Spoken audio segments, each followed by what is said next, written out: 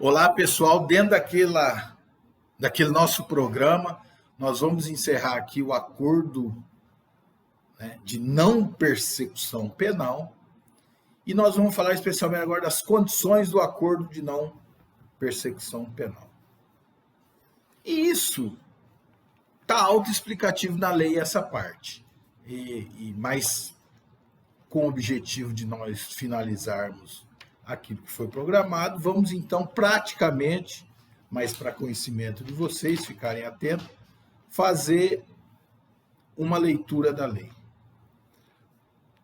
De acordo com os artigos 28A, caput do Código de Processo Penal, as condições que podem ser ajustadas são condições gerais, inciso 1 a 4, e as condições específicas, inciso 5. Só nisso que nós vamos, então, estar falando um pouco mais.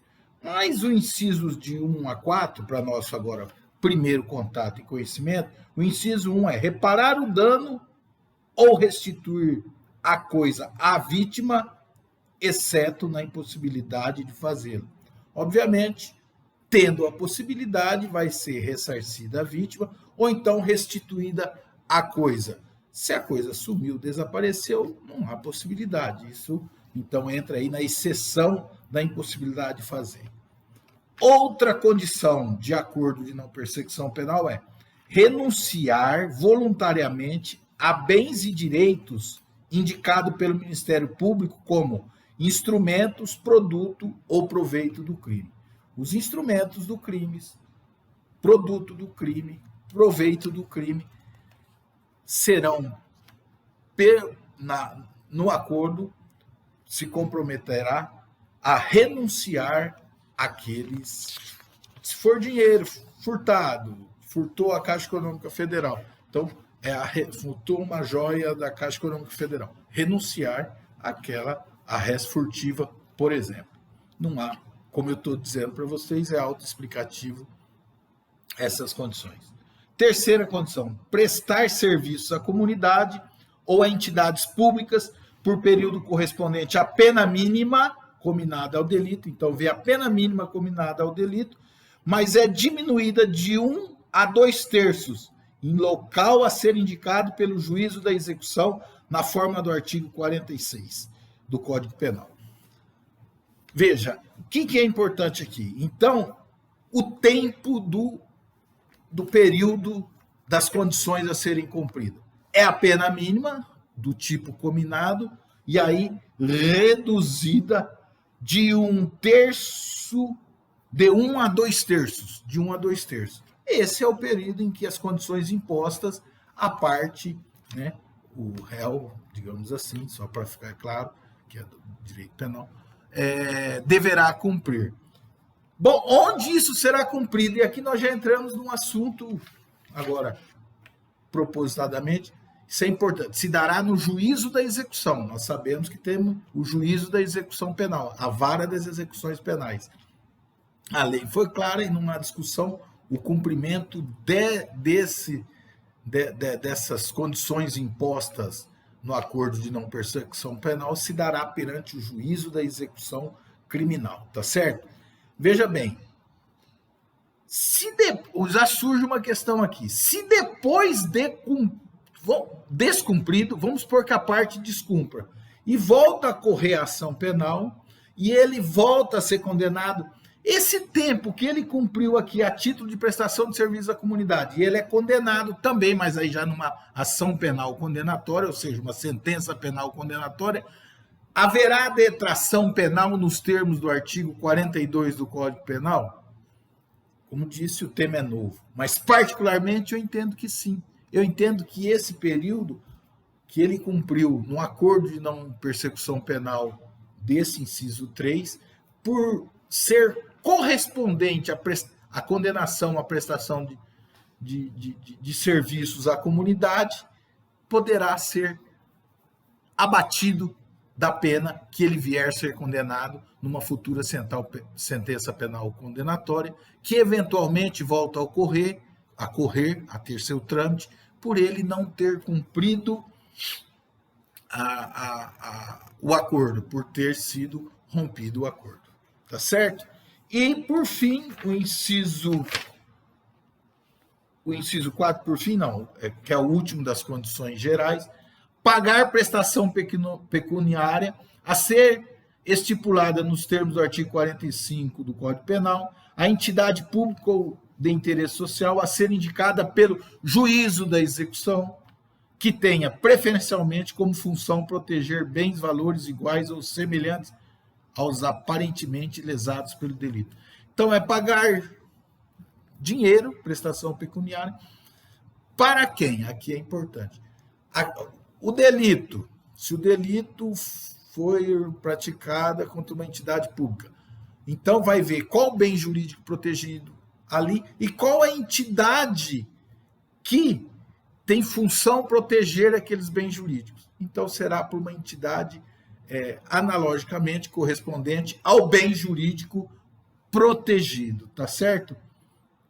E por fim, cumprir por prazo determinado outra condição, essa é a condição específica, outra condição indicada pelo Ministério Público, desde que proporcional, compatível com a infração penal imputada. O Ministério Público pode querer, na hora da transação, apresentar uma condição, uma outra condição que ele resolva entender. Mas o que essa condição tem que ser?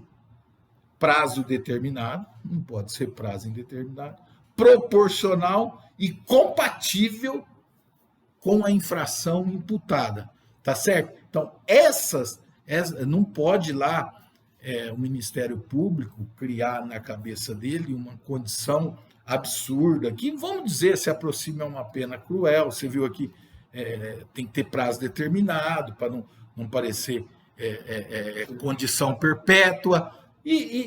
Então tem que ter essa natureza da proporcionalidade, que vale muito bom senso, e correspondência com a infração penal imputada, correspondência do seguinte, compatibilidade, quer dizer, aí vai impor uma condição tão violenta que seja pior que o crime cometido ali desproporcionalmente, tá certo? E já, para não ser uma prisão perpétua, já com prazo determinado, fala, por um prazo muito alongado também. Então, tem que ter esse cuidado do Ministério Público ao oferecer uma condição particular, né, que não está na lei, vocês percebem, mas a lei autoriza essa especificidade desse caso, que o caso exige, mas tem que ter aí o bom senso. E o bom senso é o quê? Prazo determinado, proporcionalidade e compatibilidade com o delito cometido. Tá certo? Assim, então, o procedimento do acordo de não persecução penal. Nós podemos dividir em 3 partes. Qual que é a parte negocial, que está surgindo aí?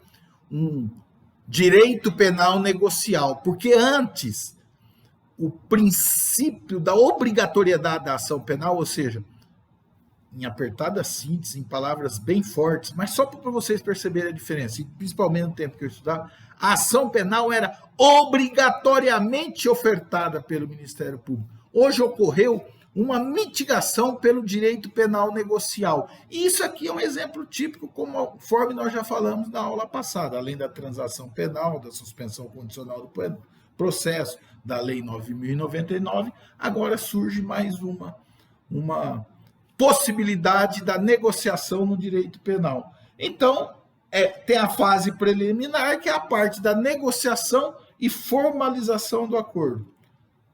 Entabulado o acordo de não persecução penal, resta o quê? Ao Poder Judiciário, certo? Homologar aquele acordo. E, por fim, a fase de execução. A pessoa entabulou um acordo, assinou o acordo é homologado pelo Poder Judiciário, resta o quê? Cumprir o acordo, é o cumprimento das condições ajustadas, as condições entabuladas, a parte que subscreveu deve cumprir aquilo que for acordado.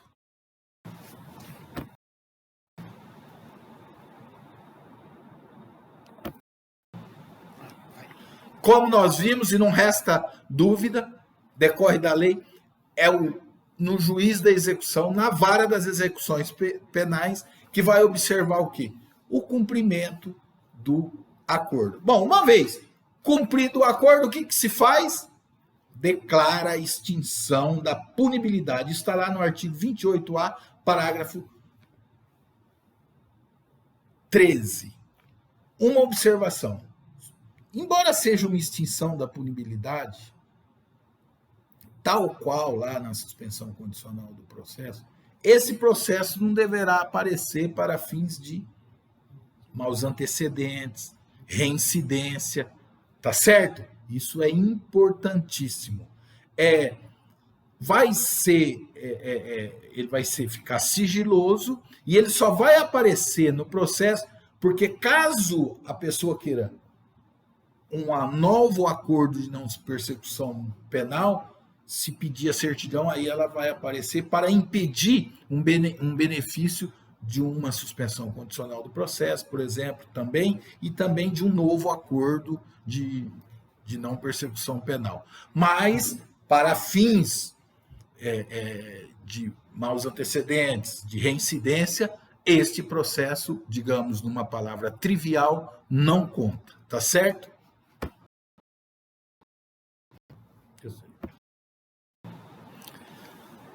Descumprido o acordo, rompido o acordo, o Ministério Público deverá comunicar ao juiz o descumprimento do acordo. Obviamente que pelo princípio da ampla defesa, e até porque também está na lei, no artigo 22A, em um de seus incisos, o que acontece aqui? A pessoa que fez o acordo deverá ser ouvida também para se manifestar, porque aquele não cumpriu aquele acordo ou aquela parte daquele acordo, para eventualmente apresentar uma justificativa, né, uma justificativa satisfatória, porque ele não cumpriu aquele acordo. Se ela for razoável, o juiz aceitará a justificativa e dará oportunidade. Se não, haverá a rescisão do acordo. Uma observação, até por disposto do artigo 116, inciso 4 do CP.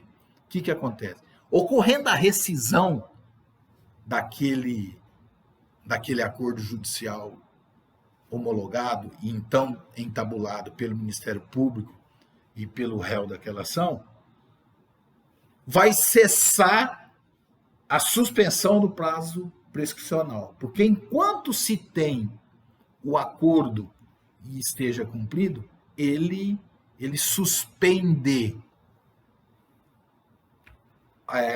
o prazo prescricional. Ele sendo rescindido, o prazo prescricional volta a correr. Tá certo? Isso é muito importante. E a parte mais importante é que, rescindido o acordo, dará a oportunidade do Ministério Público oferecer, então, a ação penal que, pela opinião delicti, ele entender oportuno e conveniente naquela oportunidade. E aí, já falei, mas só para finalizar, vou repetir a vocês.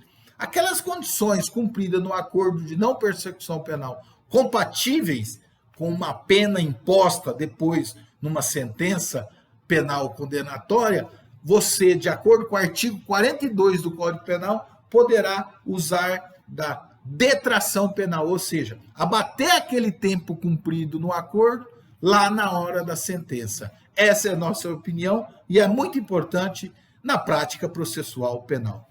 Um abraço a todos, bom feriado, divirtam-se. Não usem drogas, elas podem esmagar o seu cérebro.